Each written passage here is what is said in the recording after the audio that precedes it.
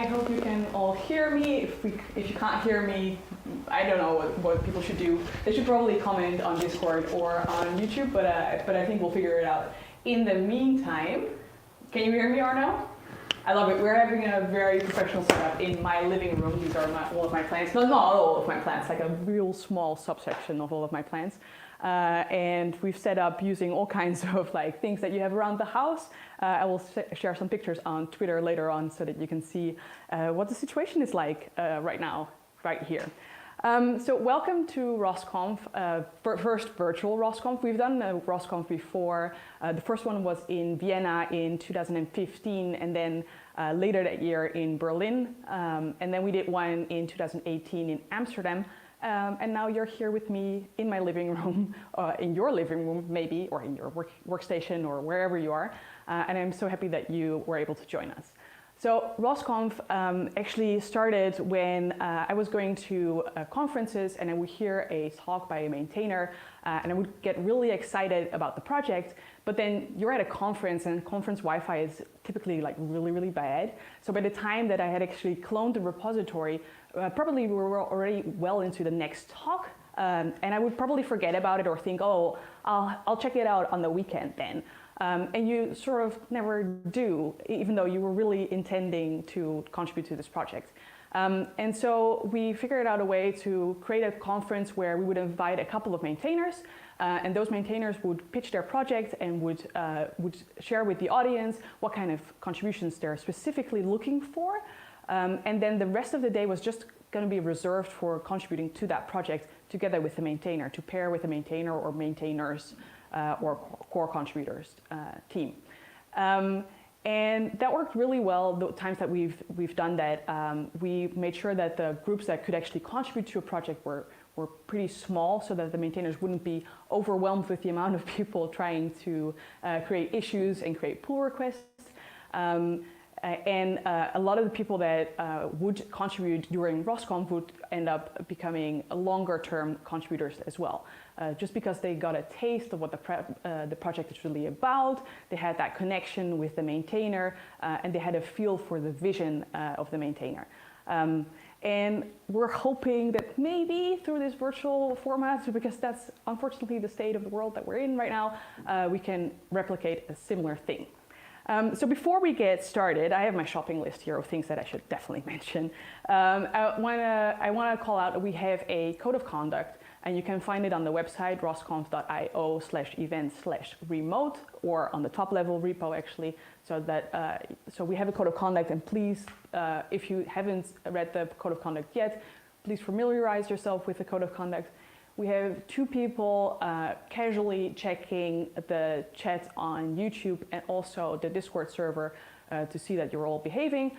If you see anything unsavory, please reach out to Tom or Raita, who are both in YouTube chat and in Discord, and also their email addresses are up on the website, so you can check that out as well. And of course, Arno and I, as the organizers, will also have a look around. But if you mention it or if you notice anything that is unsavory, then please reach out to us. Let's keep it civil and let's give everyone a wonderful experience with this RossConf. Then next item on my shopping list is we have a Twitter account. It's called RossConf, so that should be easy to find. And also you can use the hashtag RossConf, and we'll monitor those and retweet you or see what you're up to. So please share with us what you're up to, what kind of project you're working on, what bits you're most looking forward to, cute anecdotes from working with the maintainers, anything that you please. So please do share. One other thing that I want to call out is one of the is Ruby Together.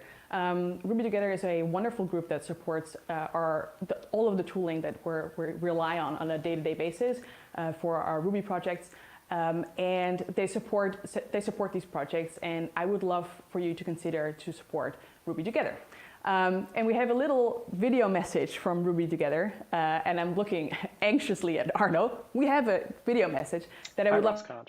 I'm Andre Arco, better known as Indirect on the internet things.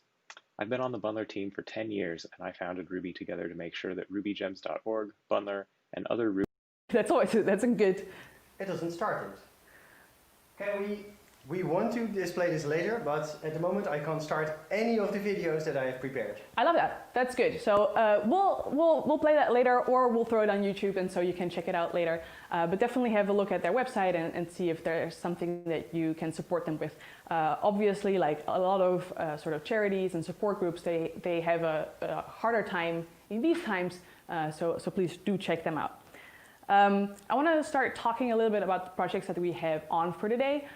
We have 4 projects for you, but unfortunately, Penelope, who is the maintainer for the Ruby formatter project, is sick. But we'll still play her project pitch, and I still hope for you to join the Ruby formatter project. You can still join the Ruby formatter channel in Discord to then check it out and connect with her, and then she promised to check the Discord server as soon as she's feeling better. And then we also, with Penelope being sick, we thought maybe there's people in the audience, you watching right now, that want to pitch their own project to work on. And we totally welcome you pitching your own project and see if you can find some contributors in the participants of today. So if you want to pitch your own project, you can do so by going to the Discord server and in the general channel, describe your project. We do have a couple of requirements though. If you want your project to participate, you need to have a code of conduct for your repository and also contributing guidelines. Contributing guidelines should line out how you'd like to receive contributions. If you have any naming conventions maybe for your branches or for pull requests, or if you can point to any particular issues or like topics or segments of your repo that people can contribute to. So if you're, so maybe you have labeled some issues as first contribution friendly or help wanted or anything like that. So if you want to pitch your project, you need to go through that channel, the general channel on Discord, and see if you can find some people that want to work on your project. If they do, we will create a separate Discord channel for you so you can discuss work on your project in that channel. Is there anything else I wanted to say? Well, maybe this is a moment for a breather, because as far as I know, the Ruby Together video can start. Yay! So let's try that Ruby Together video once more, and then I'll see you after. Hi RossConf. I'm Andre Arco, better known as Indirect on the Internet Things. I've been on the Bundler team for 10 years, and I founded Ruby Together to make sure that rubygems.org, Bundler, and other Ruby open source infrastructure that everyone depends on stays maintained and operational. Since 2015, when Ruby Together started, we've accomplished a lot. 99.9% uptime for rubygems.org, 0 major outages, shipped Bundler inside Ruby itself via collaboration with RubyCore. We've released several major versions, 24 minor versions, and 167 bug fix releases of RubyGems and Bundler. We've also merged Bundler and RubyGems together into a single repository and GitHub organization, and we're continuing to make them work better together over time. We also launched stats.rubygems.org to show the community who is using RubyGems, what versions of Ruby they're using, what CI systems they're using, what versions of RubyGems they're using, and what platforms they're running on. We've also funded development work on other Ruby open source projects like the Ruby Toolbox, Gemstash, SimpleCov, BridgeTroll. Finally, we've created a program to pay experienced developers and developers who are just getting started to practice pairing and open source development together called RubyMe. All of our work is 100% funded by individual developers like you and companies that depend on Ruby for their business. More funding means that we pay more open source developers, fund more Ruby open source projects, and run more rounds of RubyMe with more participants. Join Ruby Together as a member today and help us improve the Ruby ecosystem and community for everyone. Our website is rubytogether.org.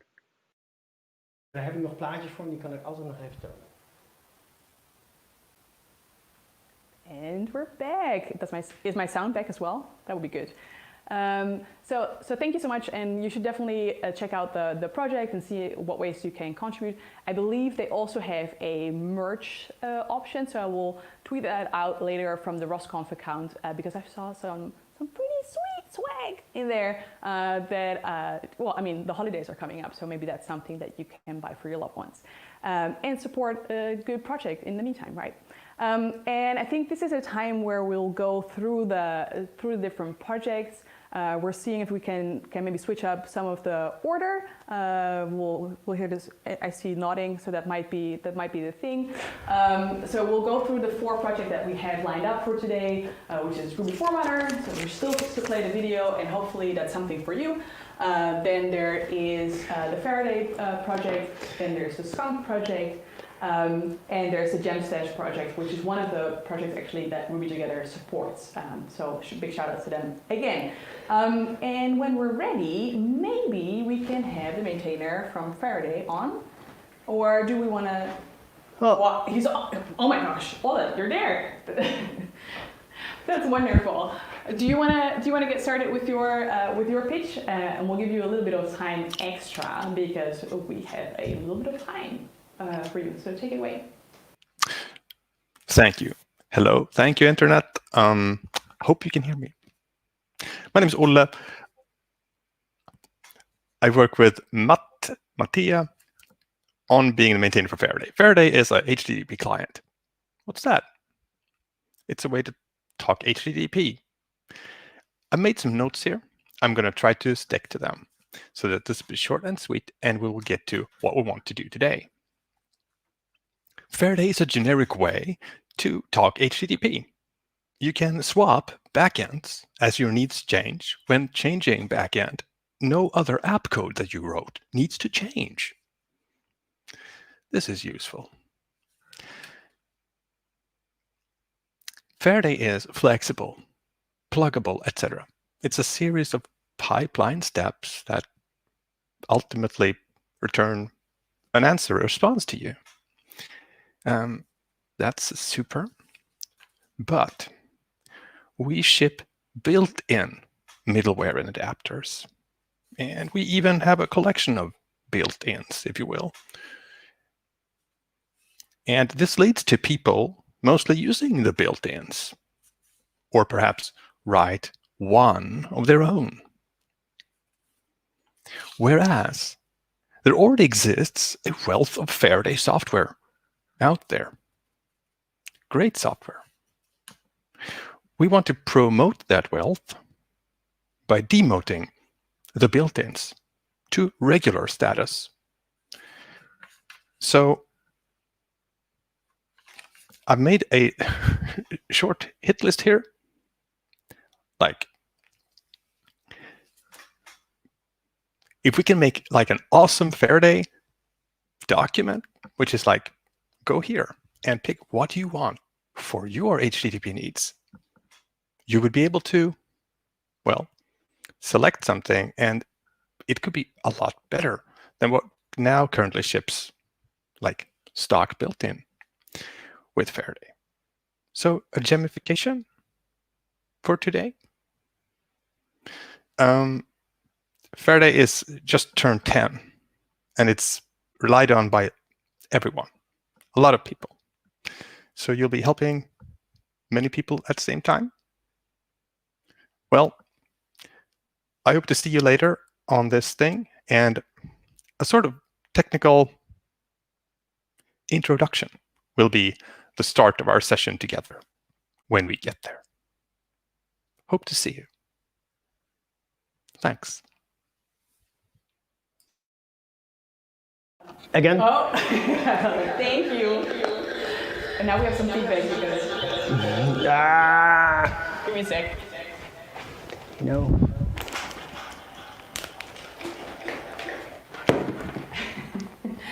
Because my StreamYard was open as well, and then sometimes you have this issue where you have a little bit of feedback. But anyway, that's quick to be fixed, even on a Windows machine, even though Arno was bitching about this a little bit before. But we figure everything out. And thank you so much, Ola, for your project presentation. You'll be on Discord, am I right, in your particular channel for the Faraday project. So people can hang out with you later on when we have sort of the Ask Me Anything bit coming up. And already now, if people were just so overwhelmed and so excited about your pitch, then they can join you on Discord already now. So thank you, Ola, and we'll go to the next project pitch. The next project pitch is by Penelope, and it's about the Ruby Formatter project, which she pointed out and made a point of pointing out actually is kind of like like Rubocop, but not Rubocop. So there's that. And also Penelope was presenting at one of our recent community conferences called NoRuco, where you can still find the videos of the NoRuco conference if you'd like, and I will share the link to the videos for NoRuco. And actually you're at the same top level YouTube channel, so you can probably just find them in all of the videos for this channel. Where she also talks about the Ruby Formatter project. So if you're watching the pitch and you're like, oh, I wish I had more information, there's even more information in that video as well. So let's roll Penelope's video. Hi everyone. I'm so happy to be able to introduce you all to Rubyfmt today for RossConf, and I really do hope you will contribute to the project. I have sent a pre-recorded video because this started a little early for my time zone in New York. So I do hope that you don't mind, and I will be online for the in-person AMA. So to introduce myself, my name is Penelopezone. I go by penelopezone almost everywhere on the internet. I use she, her pronouns, and I identify as a trans woman. So what is Rubyfmt? Like, why am I here today? What is this project? And like, the simplest possible answer to this is that Rubyfmt is a Ruby autoformatter. It's a program that's designed to consume files of Ruby source code, apply various transformations to them, and then spit out functionally identical Ruby files just with cleaned up formatting. The idea being that Ruby ends up with a single consistent style. And this is best explained by looking at Rubyfmt working inside a text editor. As you can see here, I'm sort of just writing my code, doing whatever, throwing code wherever I want, and then when I save the file, the code just snaps into place, almost as if by magic. And this is really what Rubyfmt is designed to do. It's designed to sit in your text editor and just automatically format your code as you're working. There's a great opportunity for y'all to help me with Rubyfmt today. So what would that look like? Well, Rubyfmt has two really big classes of bug that it takes a lot of work to identify. And so I'm primarily here today to ask folks to help me identify bugs, not really burn down and fix them, but just find as many bugs as we can. And to do that, there are primarily two types of bug I'm really looking for folks to help me find. The first is the kind of error message that happens when Rubyfmt encounters a program it doesn't understand. What this error message basically means is that you provided Rubyfmt with some code that it's not seen before. And because it hasn't seen this code before, it doesn't know how to format the source code. And this is really bad for us. We don't want to crash on any Ruby files in existence. And so the first thing I'd really love is when you run Rubyfmt on your own project, see if this class of bug falls out the other side, and if it does, file a bug report. So that's sort of class 1, and then class 2 is the case where Rubyfmt meaningfully changes the behavior of your file and causes your tests to fail. Basically, I'd love to know if you run Rubyfmt on your project, do any tests start failing? Because if they do, that's a bug in Rubyfmt itself and it needs to be fixed. Why does this happen?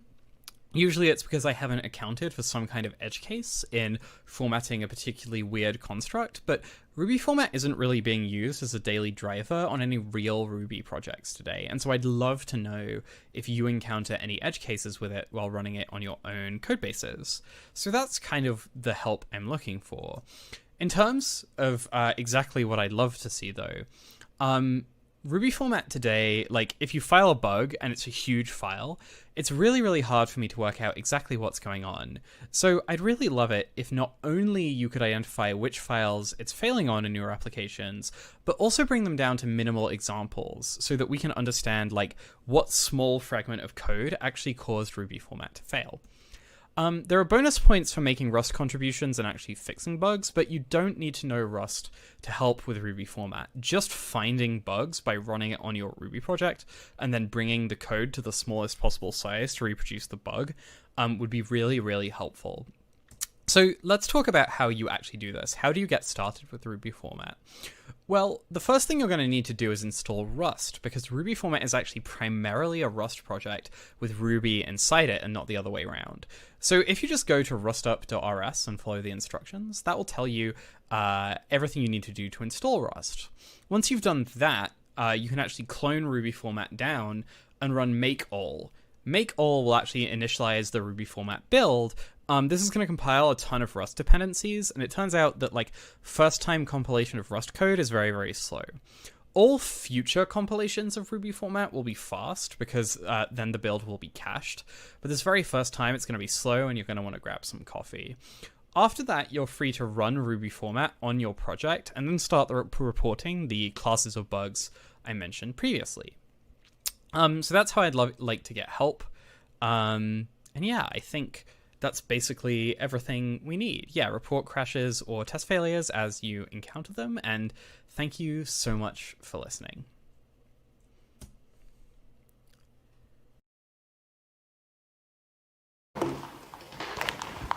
And thank you so much, Penelope. So again, Penelope is unfortunately not present in our Discord channel today, or not available for the Ask Me Anything bit, but you can still totally start contributing to that project. There's contributing guidelines, and so you can just figure out, you can just add a issue to the issue tracker in the Rubyfmt project, and let Penelope also know in the Discord channel what kind of issues or what kind of bits you would like to work on for the Rubyfmt project, and she will make sure to reach out to you as soon as she's feeling better, but she's hoping that you would still consider her project that way. And we have the next project pitch coming up. Yes, there's some heavy nodding in this room, by Ernesto to talk about the skunk project. So let's roll the video. Hey, my name is Ernesto, and I'm here to talk about Skunk, the SkunkScore calculator. This really cool tool that you can use to measure technical debt in any of your Ruby projects. A few things about me. I am originally from Argentina, but I live in Philadelphia. And I love open source. When I'm not working on open source, I am the founder and a software engineer at fastruby.io. We have a policy to do everything open source by default. Now, the inspiration for this project came out of our experience working on a lot of Ruby on Rails upgrade projects. It usually goes like this. Client comes up to us and they're like, yeah, this is a great project and it would be awesome if you can maintain it from now on. And sometimes we've agreed and we found ourselves in this situation. So the idea was, how can we quickly assess tech debt in a Ruby project? And that's how Skunk was born, as a tool to do this for us. And it uses a bunch of open source gems to do this. It uses SimpleCov for code coverage, uses RubyCritic for code quality and complexity. And this gives us an idea of what the maintainability of the project really is. Now we have a signal for code coverage, and we have a signal for complexity for every single file in the code base. And they're both analyzing the same code base. So we thought, what if we could combine these two metrics into one, the SkunkScore? And the main question we want to answer is this one. We want to find the most complex files that have little to no tests, and then we can make a decision about what to do. So now we have the SkunkScore, thanks to Skunk. And now we know where we are in terms of the technical debt map. So a few things about the features that we support right now. There's a SkunkScore table that helps you find the modules that are more complex and have little to no tests. So you can decide to refactor some of these files, the ones that are super complex. Another thing that you can do is find files that are complex and have 0% code coverage, and maybe write tests for them. It also shows you the SkunkScore average, which is super interesting if you track it over time. Another thing that you can do is compare a feature branch with your main branch, and then know whether you are increasing technical debt or decreasing it. And one more thing you can do is run it as a GitHub action. Now, this is a gem that is available, and you can use it in any projects if you just gem install it anywhere. So that's why we can do a GitHub action pretty easily. Now, today and for the next few days and weeks and months, what I want to work on are these features, and I would love your help with this. One thing that I think is super important is to keep track of the SkunkScore average over time.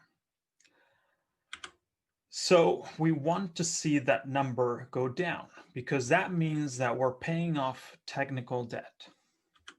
Another thing that would be great is to have a GitHub page to show some examples from the real world, from open source projects that are used by hundreds of people. Another thing that would be cool would be if we can share the SkunkScore data by just adding an environment variable before calling skunk. And another thing that doesn't work right now is when you compare two branches, it would be awesome if it also took into account the code coverage changes to tell you how much better the SkunkScore average really is. All right, cool. So if you're interested in this project and you want to know more about this, find me in the Discord channel and ask me any questions, or just go to the repository in GitHub and find all the issues over there. If you end up making a contribution, that's awesome.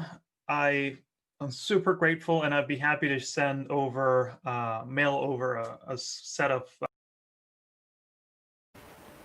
So I think what Ernesto was trying to say that is that they have goodies to send for the people that contribute to the Skunk project. There was a little bit of the video that was not working anymore. Doesn't matter. We'll figure out what exactly the rules for engagements are for the swag, and we'll let you know in the Discord channel for the Skunk project. By the way, yeah, off-cam voice. Yeah. Who's this? That's Who's weird. talking? Hello, this is Arno. Arno, show your face. Can you move a bit then? Because we're barely wearing face masks, that's it. So the thing is, the video didn't work, but it's clearly on me. It's not on anyone else. That's okay. I wanted to give you a break and be like, video quality and stuff, and it's difficult, and. But you can blame it on me.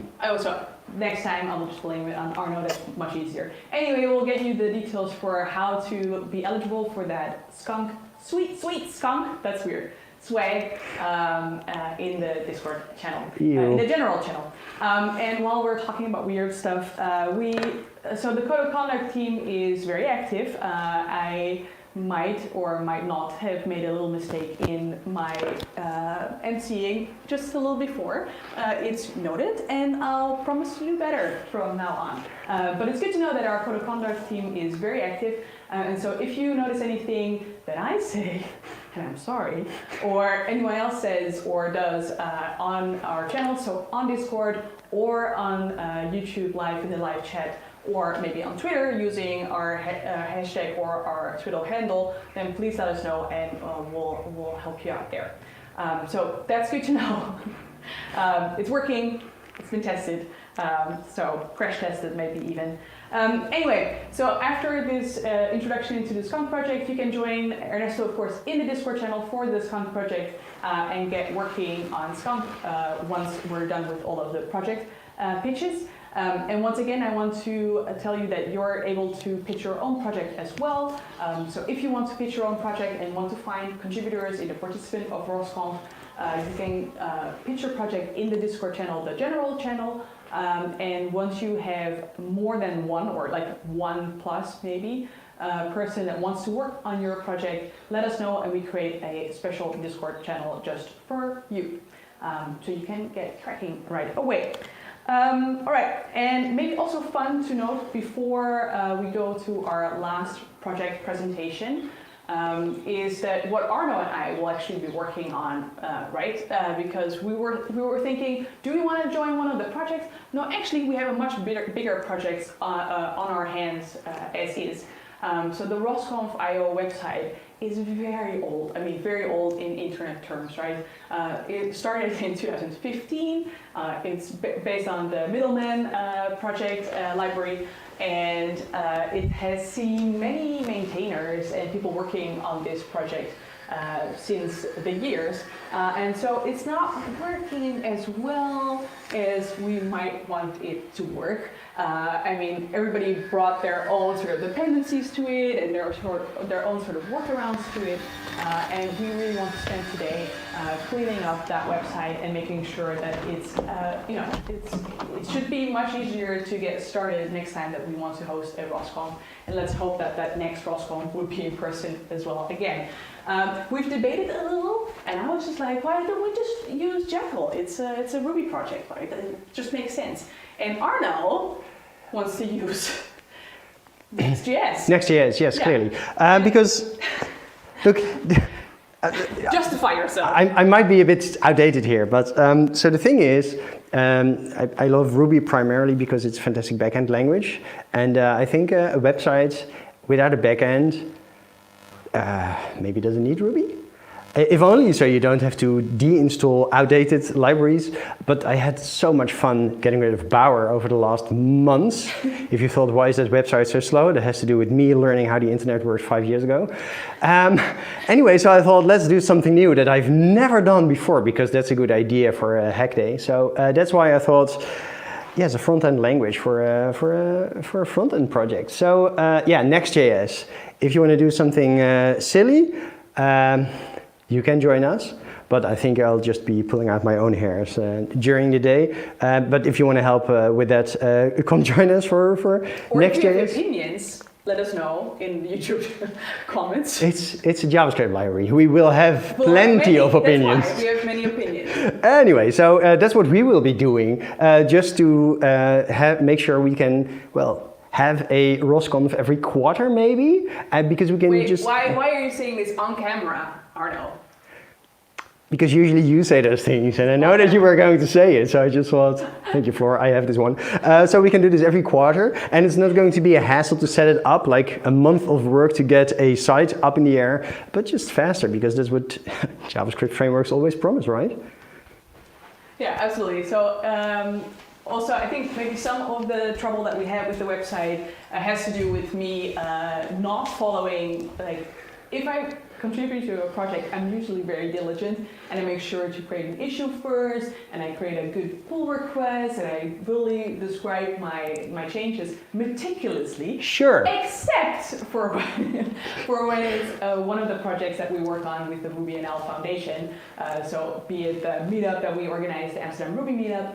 If you're not part of the Amsterdam Ruby meetup yet, you should totally sign up. I mean, it's really not Amsterdam anymore. It's an online or it's an online meetup anyway, so you can always join from the comfort of your living room, as we do today. But I'm not that great at creating really good pull requests for my own projects, and so usually I just push to main, and maybe some of the trouble that we had with the project comes from that. Maybe not. Who knows? So that's the project that we'll be working on.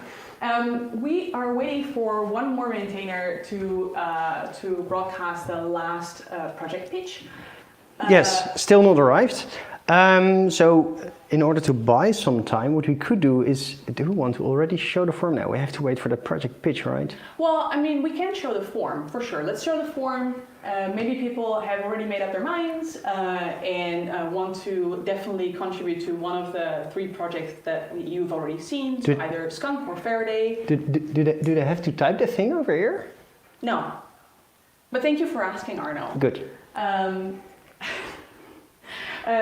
So if you either want to, you're already convinced that you want to contribute to either Skunk or Faraday or to Ruby Formatter project, you can already pick your project by navigating to the form that we have on the screen right now, probably, if Arno is doing his job in StreamYard. Oh my gosh, it just works. It's wonderful.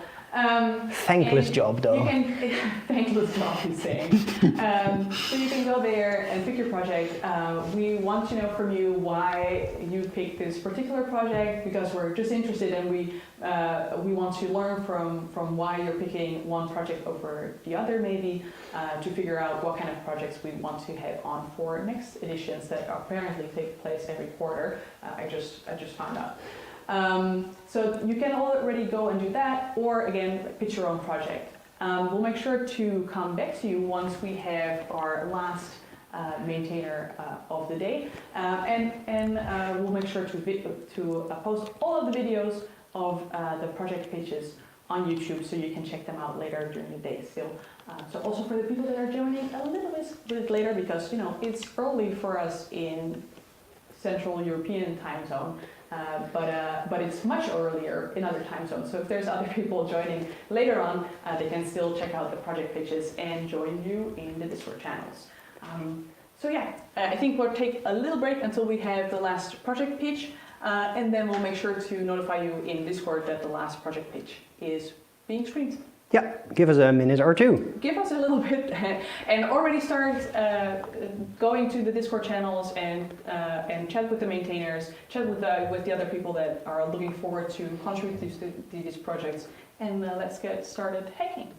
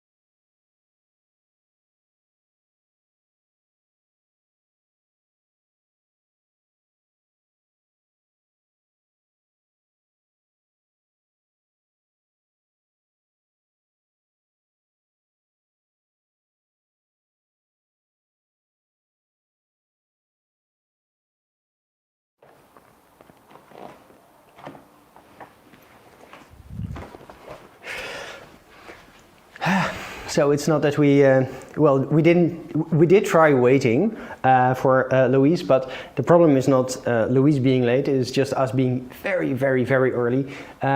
We thought that the product pitches would take way longer, but with pre-recorded videos that are maximized to 5 minutes, we just didn't make it. And yeah. So the bad news is that we're going to end the stream, but the good news is you have more time to work on an actual project. Yay for you. So once we are done with this live stream, we're going to, no, let's do it the other way around. The video of Jamstash by Louise, we are going to record it and we're going to share that in Discord with you. So it's bad you can't pick that project yet because you didn't see the pitch yet, but if you already know that you want to work on one of the, coolest things in Rubyland, you can have all those projects to pick, but I definitely can recommend this one. But we're going to record the pitch with Louise for Jamstash and we're going to upload it. Also, when we finish the stream, we can start selecting the presentation by Olle for Faraday. We're also going to upload that to YouTube. So that means you can, watch that again if you are somewhat unsure, if you want to pick that. Now, the videos of Rubyfmt are already uploaded and we share that, I think everywhere, right? So feel free to rewatch that thing if you want to have a look at what Rubyfmt is about again. And of course, the video of Skunk is also shared. So watch it again if you're unsure. Just don't watch them all because you're just wasting valuable time. So because we're going to close, that also means that we won't be watching any comments in YouTube anymore, which is a good thing because, we have Discord. Go to Discord. Discord is going to be your single source of comms for everyone. We have channels for every project. If you pitched your project and you need to have your project added as a channel, let us know because we are, happy to provide you a channel if you have at least another person to work on, because we're not going to make a channel for you just to talk to yourself. Come on, that would be insane. Now is, by the way, the time to pick. Use that form. You can really go into that channel in Discord. Sure, work on something, fine. Be productive, yay. We need to have that information in that form because next RossConf, we want to make sure we pick projects that you actually care about. We like to have you working on something that you enjoy and therefore fill out that form because otherwise, next RossConf is not going to be as much fun as this one. And it's really fun because I'm actually standing really low, otherwise I would be here. So, my legs are stretchy, which is fun. So, we'll update all y'all in Discord. What does that mean?